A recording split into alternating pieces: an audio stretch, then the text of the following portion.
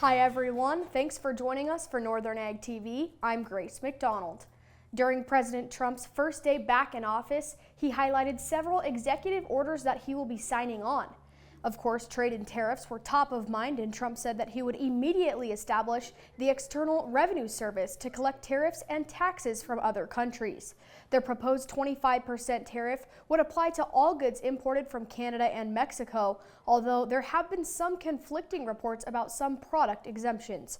Trump issued a memorandum to examine the U.S. trade relationships with China, Canada, and Mexico and report back ways to reduce the trade deficits with the three countries. Another topic he highlighted was immigration, as he is declaring a national emergency and sending military troops to the border with Mexico, leaving U.S. farmers and food companies concerned about how these plans will affect agricultural workers. President Trump also spotlighted taking back the Panama Canal as one of the world's most important avenues for global trade. And he also declared a national energy emergency that is meant to spur more electricity and petroleum production in the United States.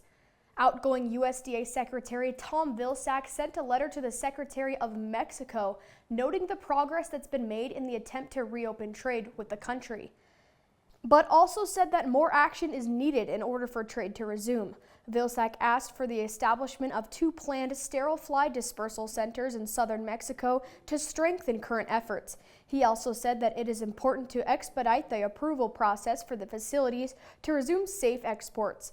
Key developments that were noted were the technical collaboration between U.S. and Mexican teams, the full technical agreement on protocol reached on December 12th, and the ongoing work to approve pre-export NWS inspection facilities.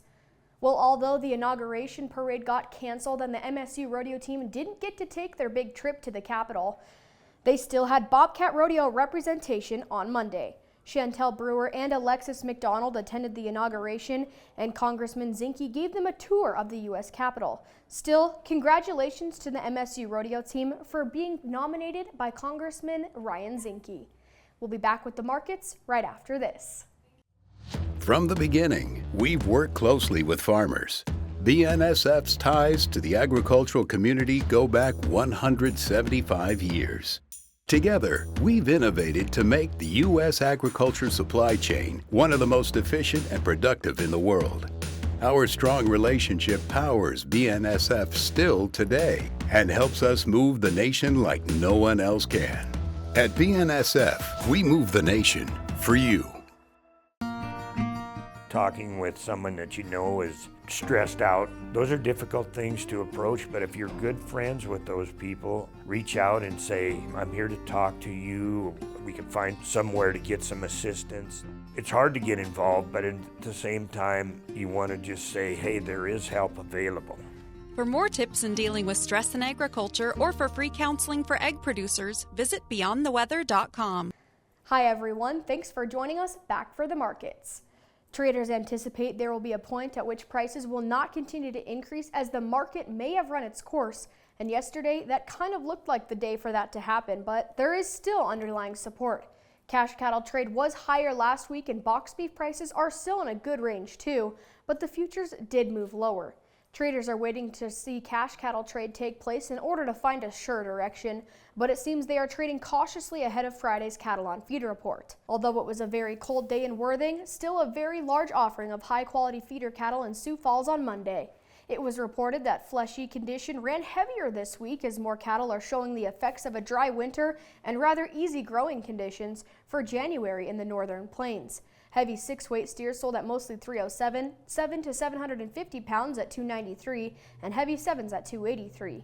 Light 6-weight heifers sold mostly at 296. Redland Angus just had their spring bull sale over in Buffalo the weekend.